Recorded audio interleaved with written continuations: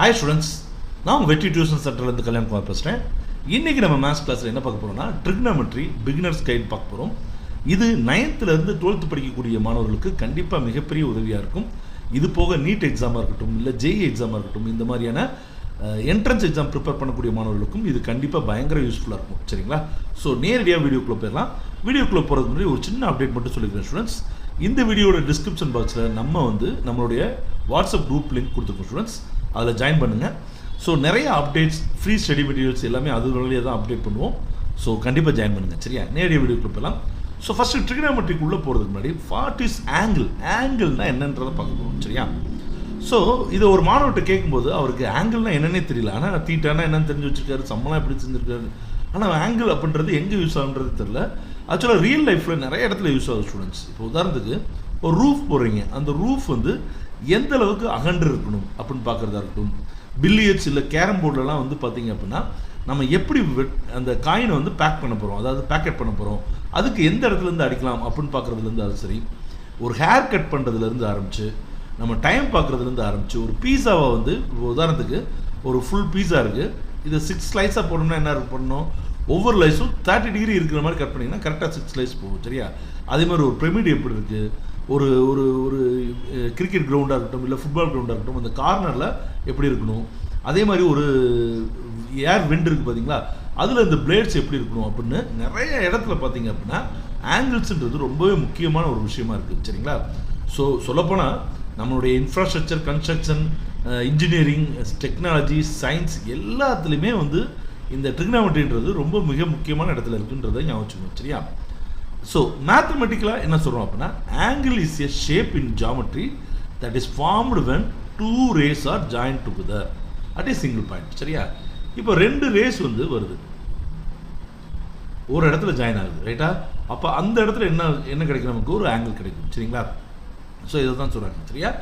So இந்த meet ஆகிற point வந்து நம்ம வெர்டெக்ஸ்னு சொல்லுவோம், தமிழில் முனைன்னு சொல்லுவாங்க. சரியா?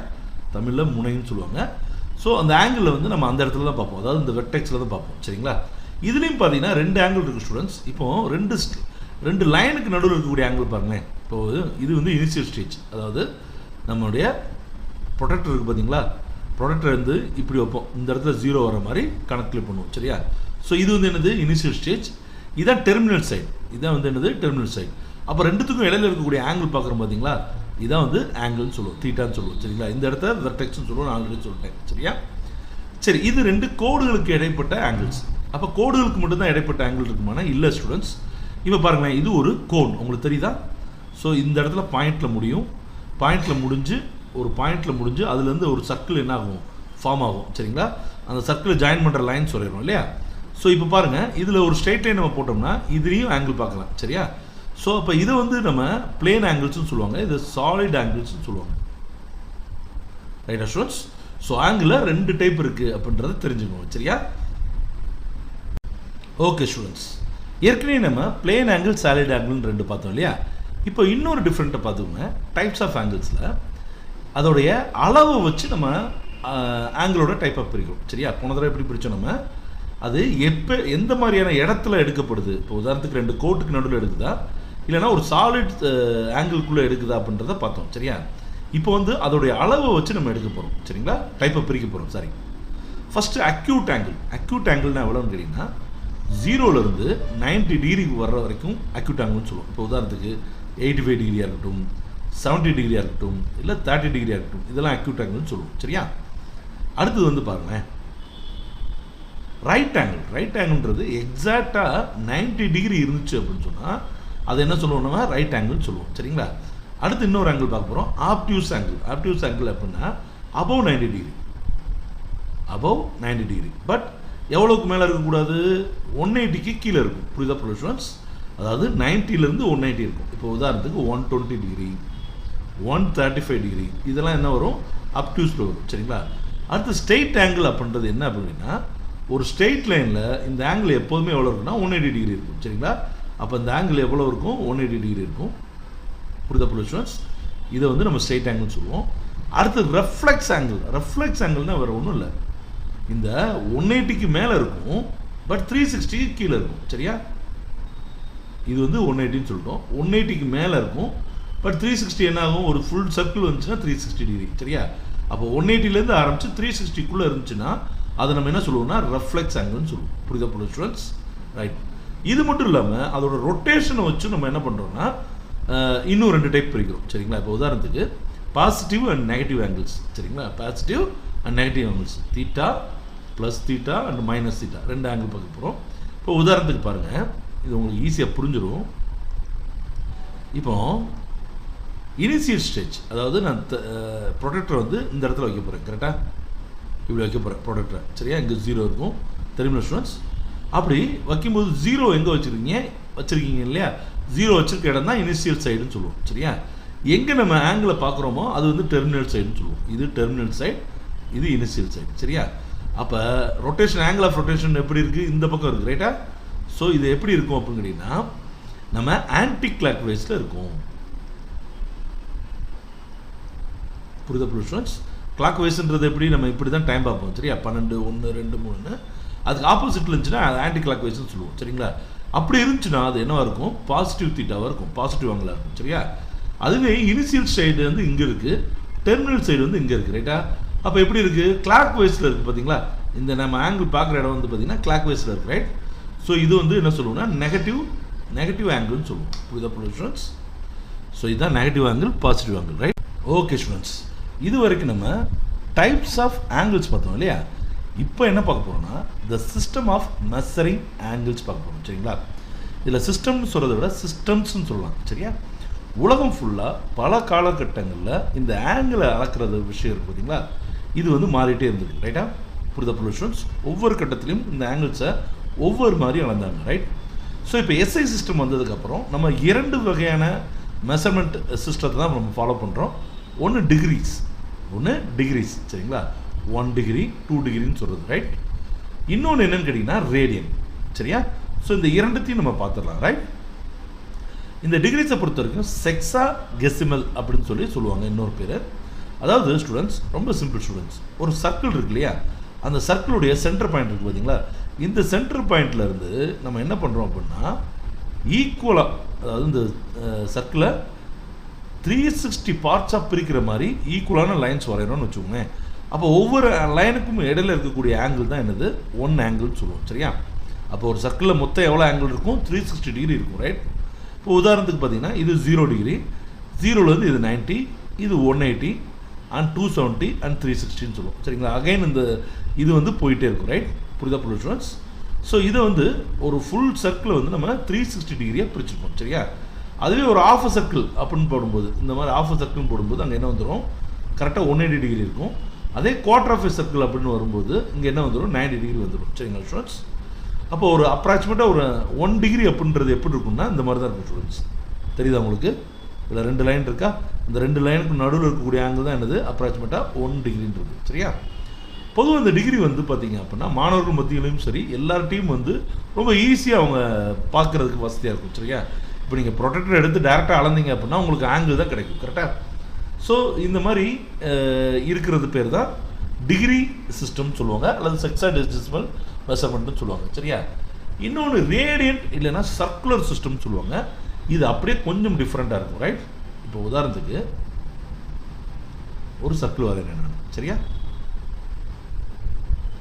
ஒரு சர்க்கிள் வரைகிறேன், இது ஒரு சென்டர் பாயிண்ட் வச்சுக்குவோம். இப்போது இந்த சர்க்கிளுடைய ரேடியஸ் வந்து 5 சென்டிமீட்டர் வச்சுக்கோம். சரியா?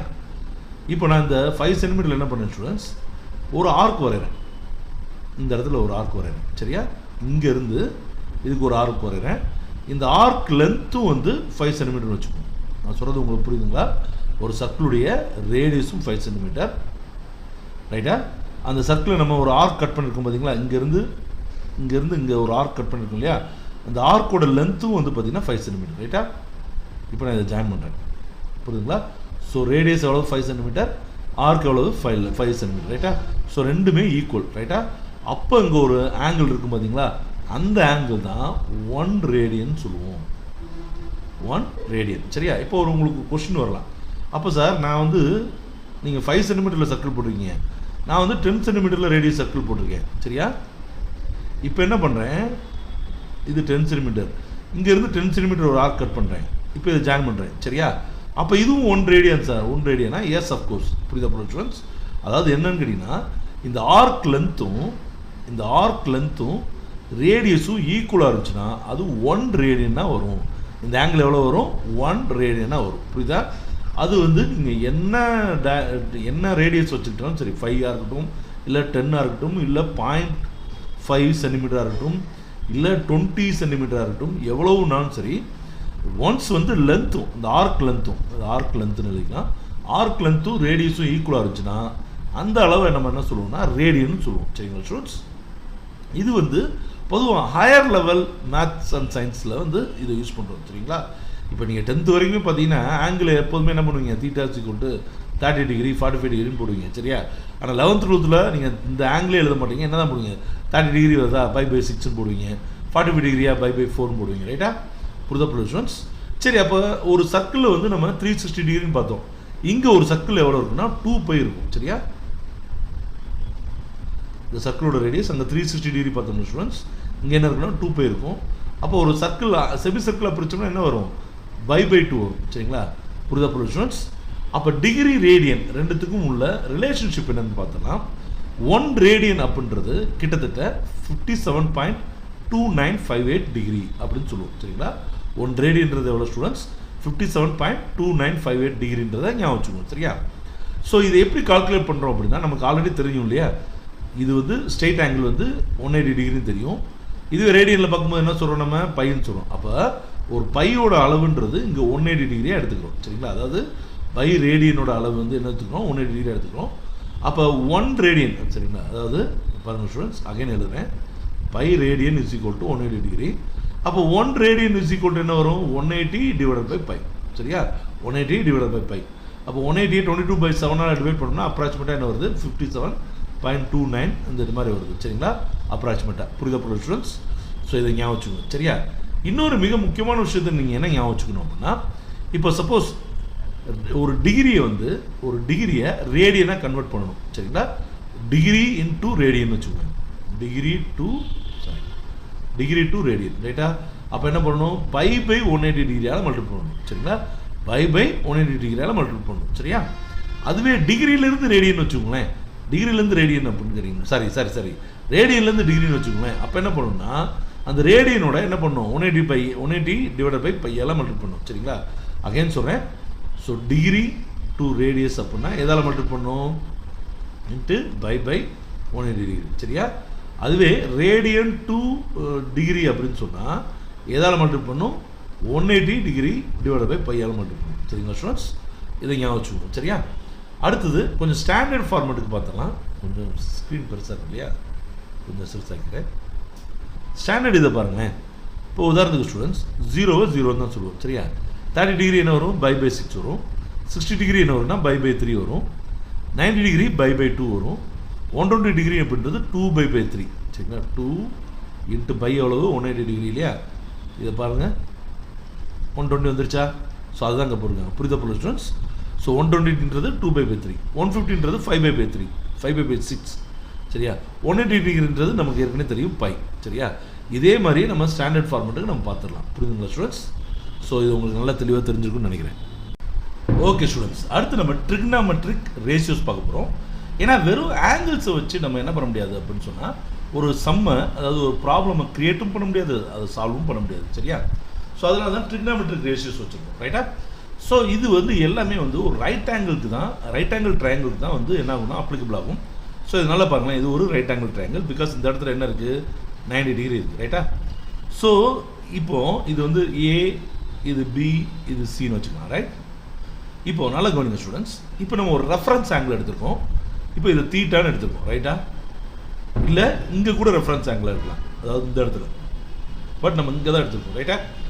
ஸோ இப்போ இங்கே தீட்டான்னு எடுத்துக்கிட்டோம்னா, ரெஃபரன்ஸ் ஆங்கிள் இங்கே எடுத்துக்கிட்டோம் அப்படின்னு சொன்னால் நல்லா கவனிங்க, இதுக்கு ஆப்போசிட் சைடில் இருக்கிறது பேர் வந்து என்னென்னா ஆப்போசிட் சைடு. ரைட்டா ஸ்டூடெண்ட்ஸ்?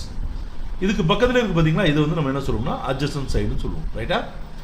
எப்போவுமே 90 டிகிரிக்கு ஆப்போசிட்டில் இருக்குது ஹைபாட்னஸ். ரைட்டா ஸ்டூடெண்ட்ஸ்? நல்லா இங்கே வச்சுக்கோங்க. ரைட்டா?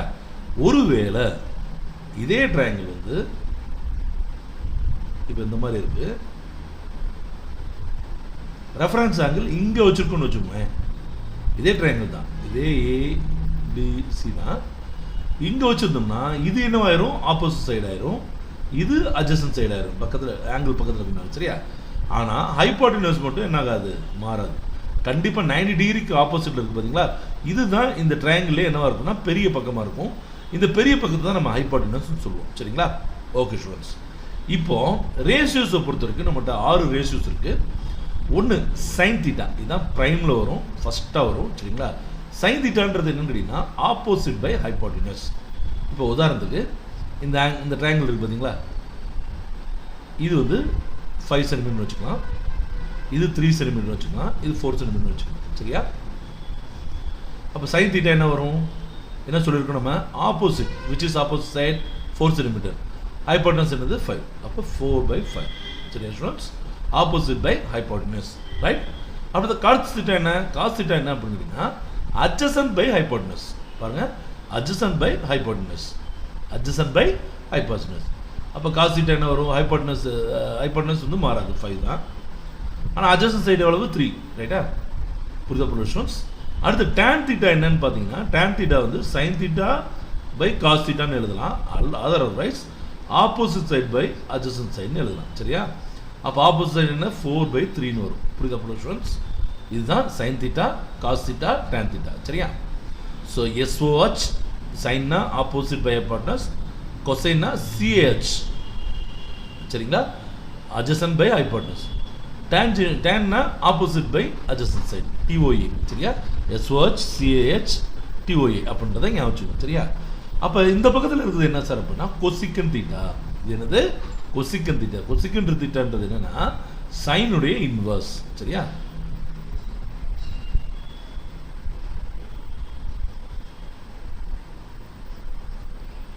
பாருங்க students, கொசிக்கன் theta means 1/sin theta. அப்போ சைனோட ரெசிப்ரோக்கல், ரைட்டா. அப்போ எங்கே என்ன வரும், மேலே ஹைபாட்டினஸ் வந்துடும், ரைட்டா. கீழே என்ன வந்துடும், ஆப்போசிட் சைடு வந்துடும். சரியா ஸ்டூடெண்ட்ஸ். அப்போ இதே இது என்ன வரும், 5/4 வந்துடும், ரைட்டா. அதே மாதிரி சீக்கன் தீட்டான்றது என்னன்னு கேட்டிங்கன்னா 1/cos தீட்டா, 1/cos தீட்டா. அப்போ என்ன வருது, இங்கே என்ன வந்து அட்ஜசன்ட் பை ஹைபாட்டினஸ் வந்துருக்கு, அப்போ இங்கே என்ன வரும், ஹைபாட்டினஸ் பை அட்ஜசன்ட் சைடு வரும். அப்போ இதுக்கு தலைகீழ வரும், 5/3. சரியா. as well as cot தீட்டான்றது என்னன்னு கேட்டிங்கன்னா 1/tan தீட்டான்னு வரும். அப்போ அட்ஜசன்ட் பை ஆப்போசிட் வரும், அட்ஜசன்ட் பை ஆப்போசிட். இப்போ 3/4 வரும். புரியுதா ஸ்டூடெண்ட்ஸ். ஸோ இதுதான். சரியா. ஸோ இதில் நான் ஏற்கனவே சொன்ன மாதிரி ரெசிப்ரோக்கல்ஸ் அண்ட் கோ ரேஷியோஸ்ன்றதை ஞாபகம் வச்சுக்கோங்க. ரெசிப்ரோக்கல்ஸ்ன்றது ஒன்றும் இல்லை, சைனுக்கு கொசிக்கன், காசுக்கு சீக்கன், டேனுக்கு காட், ரைட்டா. இதை நம்ம ஆல்ரெடி எக்ஸ்பிளைன் பண்ணிட்டோம், ரைட்டா. இன்னொரு விஷயம் ஞாபகம் வச்சுக்கோங்க ஸ்டூடெண்ட்ஸ், இதை எப்போதுமே ஞாபகம் வச்சுக்கிறதுக்கு எஸ்ன்னா சி, சின்னா எஸ்ன்னு ஞாபகம் வச்சுக்கோங்க. சரியா. எப்போதுமே சைன்னா அதோட ரெசிப்ரோக்கல் என்ன, கொசிக்கன். சரிங்களா. காசுனா அதோட ரெசிப்ரோக்கல் என்ன, சி. காசுக்கு என்னது, சீக்கன். புரியுதா ஸ்டூடெண்ட்ஸ். எஸ்னா சி, சினா எஸ், எஸ்னா சி, சினா எஸ் அப்படின்ற மாதிரி ஞாபகம் வச்சுக்கோங்க. சரியா. கோ ரேஷியோஸ் அப்படின்றது என்ன அப்படின்றதையும் பார்த்துடலாம். சரியா. இப்போ நல்லா கவனிங்க ஸ்டூடெண்ட்ஸ். காஸ் 90 மைனஸ் தீட்டா எப்போதுமே சைன் தீட்டா வரும், சைன் 90 மைனஸ் தீட்டா எப்போதுமே காஸ் தீட்டா வரும். சரிங்களா. அதே மாதிரி cot 90 minus theta tan theta வரும், tan 90 minus theta cot theta வரும். சரிங்களா. அதே மாதிரி தான் cosecant 90 minus theta secant theta வந்துடும், சீக்கன் 90 மைனஸ் தீட்டா கொசிக்கன் தீட்டா வந்துடும். சரிங்களா. இதை தான் வந்து என்ன சொல்லுவோம்னா கோ ரேஷியோஸ்னு சொல்லுவோம். சரியா. ஓகே ஸ்டூடெண்ட்ஸ், அடுத்து நம்ம பார்க்க போகிறது சைன் ஆஃப் ட்ரிகனாமெட்ரிக் ஃபங்க்ஷன்ஸ். சரிங்களா. ஒரு ஃபங்க்ஷன் ப்ளஸில் இருக்கா மைனஸில் இருக்கா அப்படின்றத எப்படி கண்டுபிடிக்கிறது அப்படின்றத பார்க்க போகிறோம். சரியா. ஸோ இதுக்கு வந்து நம்ம ஒரு கிராஃப் என்ன பண்ணியிருக்கோம் அப்படின்னா 4 பார்ட்டாக பிரிச்சுப்போம். இப்போ உதாரணத்துக்கு இது எக்ஸ் ஆக்சிஸ்னு வச்சுக்கோங்க, இது எக்ஸ் டேஸ் ஆக்சிஸ், அதாவது இங்கே பாசிட்டிவ் எக்ஸ் இருக்கும், இங்கே நெகட்டிவ் எக்ஸ் இருக்கும். அதே மாதிரி இது ஒய், கீழே வந்து ஒய் டேஸ்னு வச்சுக்கோங்க. சரியா. கீழே வந்து ஒய் டேஸ்னு வச்சுக்கோங்க. சரியா. ரைட். இப்போ நான் என்ன பண்ணுறேன் அப்படின்னா கொஞ்சம் இந்த சைஸ் குறைச்சிக்குமா. ஓகே ஸ்டூடெண்ட்ஸ், இப்போ இந்த 0லேருந்து 90 டிகிரி இருக்குது பார்த்தீங்களா, இது வந்து ஃபஸ்ட்டு குவாட்ரண்ட், குவார்ட்டரில் குவாட்ரண்ட், ரைட்டா. ஃபஸ்ட்டு குவாட்ரண்ட் எடுத்துக்கிறேன். 90 டிகிரிலேருந்து 180 டிகிரி இருக்குது பார்த்தீங்களா, இது வந்து செகண்ட் குவாட்ரண்ட். அண்ட் 180லேருந்து 270 இருக்கிறது வந்து தேர்ட் குவாட்ரண்ட். அண்டு 270லேருந்து 360 டிகிரி இருக்கிறது வந்து ஃபோர்த்து குவாட்ரண்ட் அப்படின்னு வச்சுக்கோங்க. சரியா. இப்போ உதாரணத்துக்கு இதில் ஒரு 3 ஆங்கிள் எடுத்துக்கோமே. இங்கே வந்து நான் 17 எடுத்துக்கிறேன், இங்கே 120 எடுத்துக்கிறேன், இதுக்கு 200 எடுத்துக்கிறேன், இங்கே 290 எடுத்துக்கிறேன் சரிங்களா. அந்த 3 ஆங்கிளை ஞாபகம் வச்சுக்கணும் சரியா. சாரி 4 ஆங்கிளை ஞாபகம் வச்சுக்கணும் ரைட்டா. இப்போ ஸ்டூடெண்ட் இந்த 70 டிகிரி இருக்குது பார்த்தீங்களா, இந்த 70 டிகிரி வந்து 0 to 90 டிகிரியில் இருக்குது ரைட்டா. 0 to 90 டிகிரியில் இருக்குது ரைட். இப்போ இதுக்கு வந்து சைனில் ஆன்சர் பார்த்தாலும் சரி, காஸ்டில் ஆன்சர் பார்த்தாலும் சரி, டேனில் ஆன்சர் பார்த்தாலும் சரி, எல்லாமே என்னவாக தான் இருக்கும், பாசிட்டிவாக தான் இருக்கும் சரிங்களா. ஸோ இதை ஏன்னு வச்சுக்கலாம் ரைட்டா ஸ்டூடெண்ட்ஸ். இங்கேயே கொடுத்துருக்காங்க பாருங்களேன், ஏன்னு கொடுத்துருக்காங்க இல்லையா. ஸோ இந்த 70 டிகிரிக்கு நம்ம சைன் காஸ் டேன் இல்லைனா கொசிக்கன் சீக்கன் காட் இதில் எது பார்த்தாலும் என்னவாக தான் வரும், பாசிட்டிவாக தான் வரும் சரியா. அடுத்து வந்து பார்த்தீங்கன்னா 120 டிகிரி இருக்குது பார்த்தீங்களா. இந்த 120 டிகிரிக்கு சைனில் நீங்கள் பார்க்குறீங்க இல்லை கொசிக்கனில் பார்க்குறீங்க, சைனு இல்லைனா சைனோட ரெசிப்ரோக்கல் என்னது கொசிக்கல், இதுக்கு மட்டும்தான் என்ன வரும், பாசிட்டிவ் வரும். மற்றபடி நீங்கள் காஸ் 120 டிகிரி பார்த்தாலும் சரி, டேன் 120 டிகிரி பார்த்தாலும் சரி, சீக்கன் 120 டிகிரி பார்த்தாலும் சரி, கான்ட் 120 டிகிரி பார்த்தாலும் சரி, என்ன தான் வரும், நெகட்டிவில் தான் ஆன்சர் வரும். புரிதா ஸ்டூடெண்ட்ஸ். அடுத்து தேர்ட் குவாட்ரண்ட்டை பொறுத்த வரைக்கும் இந்த 200 இருக்குது பார்த்தீங்களா, இதுக்கு டேன் 200 பார்க்குறீங்க இல்லை காட் 200 பார்க்குறீங்க, இந்த ரெண்டுத்துக்கு மட்டும்தான் என்ன வரும்னா பாசிட்டிவில் வரும் சரிங்களா. மற்றபடி சைன் காஸ் எல்லாத்துக்குமே என்ன வரும், நெகட்டிவில் வரும் சரியா. அதே மாதிரி தான் இந்த 290க்கு காஸ்ட்லேயும் சீக்கன்லேயும் நீங்கள் பார்த்தீங்கன்னா மட்டும்தான் பாசிட்டிவ் வரும், மற்றதெல்லாம் என்ன வந்துடும், நெகட்டிவ் வந்துடும் சரியா ஸ்டூடெண்ட்ஸ். அதனால தான் சொல்லுவாங்கன்னா ஆல் சில்வர் டீ கப்ஸ்ன்னு சொல்லுவாங்க. ஆல் சில்வர் டீ கப்ஸ் சரியா ஸ்டூடெண்ட்ஸ். இது ஞாபகம் வச்சுக்கோங்க, ஆல் சில்வர் டீ கப்ஸ் சரியா. ஸோ ஏ மீன்ஸ்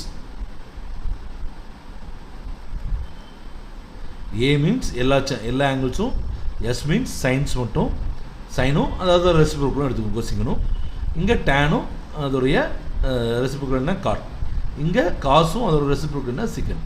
ஸோ இங்கே எல்லாமே பாசிட்டிவாக இருக்கும், இங்கே சைனும் காசும் கொசிக்கனும் பாசிட்டிவாக இருக்கும், இங்கே டேனும் காட்டும் பாசிட்டிவாக இருக்கும், இங்கே காசும் சீக்கண்டும் பாசிட்டிவாக இருக்கும் அப்படின்றத ஞாபகம் வச்சுக்கோங்க சரியா.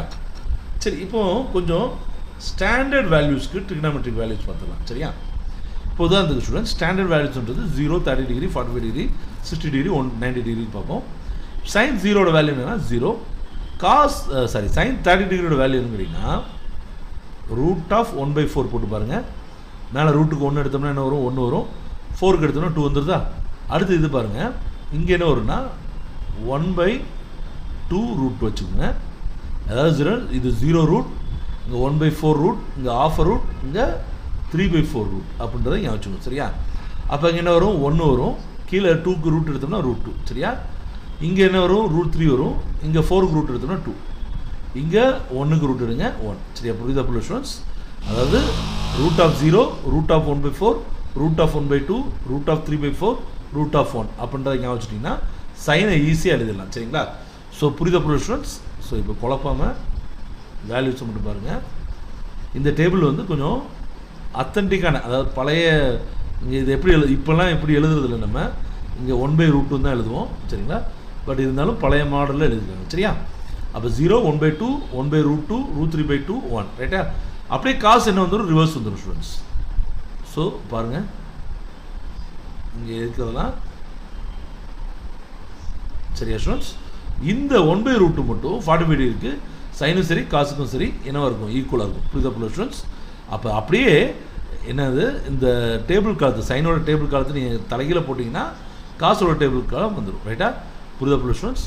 அடுத்து டேனை பொறுக்க 0க்கு 0 வந்துடும், இங்கே என்ன வந்துடும்னா 1/√3 வரும், இங்கே 1 வரும், இங்கே √3 வரும். ஞாபகம் வச்சுக்கோங்க ஸ்டூடெண்ட்ஸ்.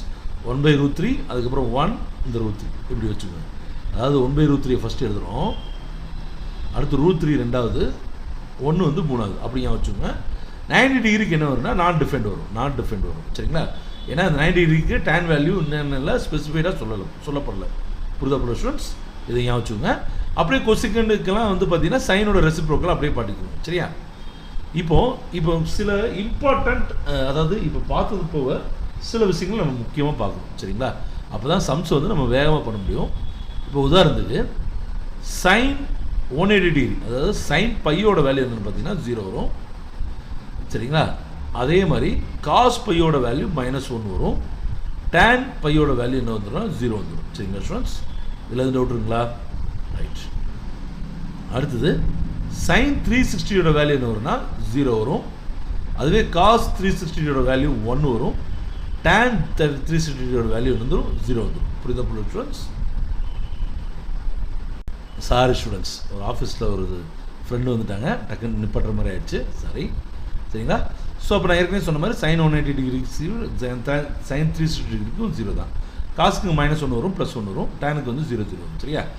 எப்போதுமே இதை எப்படி ஞாபகம் வச்சுக்கோங்க ஸ்டூடெண்ட்ஸ், sin n பையோட value always set to be 0, n belongs to integrals. புரியுதா ஸ்டூடெண்ட்ஸ்? இந்த n பிலாங்ஸ் டு இன்டிஜர்ஸ். சரியா? ஸோ என்னோட வேல்யூ ப்ளஸ் நம்பர் மைனஸ் நம்பர் என்னவா இருந்தாலும் சரி, sin n பையோட வேல்யூ என்ன வரும்? 0 வரும். சரியா? அதுவே காஸ் n பையை பொறுத்த வரைக்கும் இங்கே 2 விதமாக போகலாம் ஸ்டூடெண்ட்ஸ். 1ன்னு வரும், இன்னொன்று என்ன வரும்னா -1 வரும். சரிங்களா? எப்போ 1ன்னு வரும் அதை பார்த்துடலாமா? ஸோ n வந்து ஈவன் நம்பராக இருந்தால் அங்கே என்ன வரும்? 1 வரும். சரியா? அதே n வந்து ஆட் நம்பராக இருந்தால் என்ன வந்துடும்? -1 வந்துடும். சரிங்களா ஸ்டூடெண்ட்ஸ்? இதிலே பாருங்களேன், காஸ் 180 டிகிரினா என்ன? 1 × 180 டிகிரி. சரியா? அப்போ காசுக்கு என்ன வந்துச்சு? -1 வந்துச்சு. அதுவே 2 × 180 டிகிரினா சரி 2 × 180 டிகிரி 360 வரும். ஸோ இங்கே என்ன வந்துச்சுன்னா +1 வந்துச்சு. சரிங்களா? டேனும் இதே மாதிரி தான், tan n பை என்ன வரும்? 0 தான் வரும். சரியா students?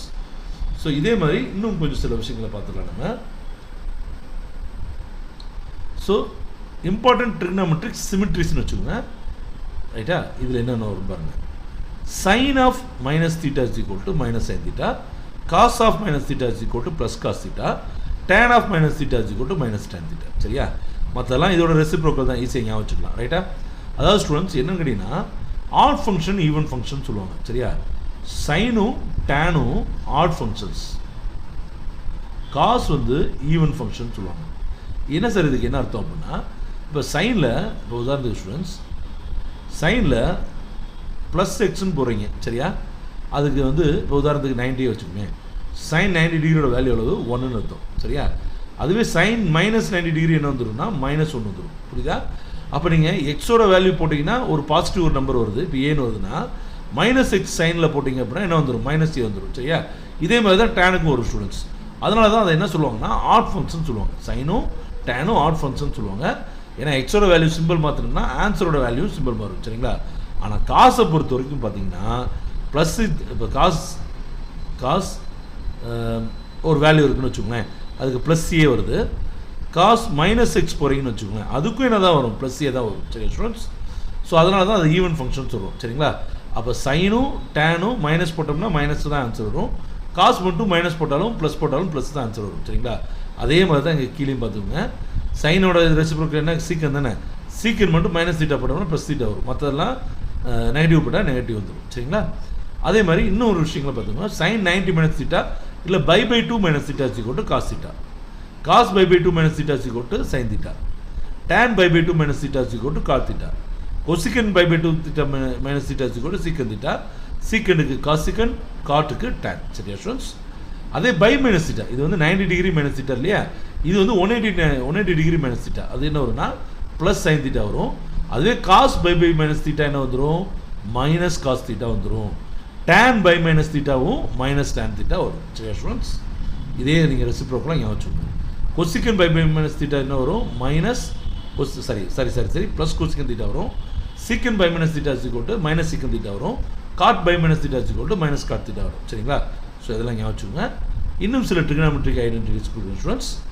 sin π/2 + θ is equal to cos θ, cos θ + π/2 அதாவது 90 டிகிரி +θ வந்துடும், -sin θ வரும். டேனுக்கும் பார்த்தீங்கன்னா அதே மாதிரி -cot θ வந்துடும். சரிங்களா? அதேமாதிரி cosecant θவுக்கு secant θ வந்துடும். பட் secant θவுக்கு எடுத்துட்டிங்கன்னா cosecant θ வரும். காட்டுக்கும் பார்த்தீங்கன்னா -tan θ வரும். சரிங்களா? ஸோ அதே தான் ஸ்டூடெண்ட்ஸ் இங்கேயும் போட்டிருக்கோம், ஏற்கனவே நம்ம பார்த்தது தான். சரிங்களா? ஆனால் அதில் பாருங்கள் எல்லாமே வந்து மைனஸில் கொடுத்துருந்தோம் இல்லையா, இங்கே நம்ம அடிஷன் கொடுத்துருக்கோம். சரியா? π - θ is equal to என்ன? π + θ is equal to என்ன வரும்? -sin θ. அதே காசுக்கு -cos தான் வரும். tan மட்டும் என்ன வந்துடும்? பாசிட்டிவ் வந்துடும். சரிங்களா? கொசிக்கனுக்கு -cosecant, சீக்கனுக்கு -secant, காட்டுக்கு மறுபடியும் என்ன வந்துடும்? ப்ளஸ் வந்துடும். சரிங்களா? அதுவே 2π ஆடும்போதும் இந்த மாதிரி தான். sin 2π + θ என்ன வந்துடும்? +sin θ, காசுக்கு காசு வந்துடும், டேனுக்கு tan வந்துடும். ஸோ எல்லாமே என்ன வந்துடும்? பாசிட்டிவ் சைனாக வரும். சரியா ஸ்டூடெண்ட்ஸ்?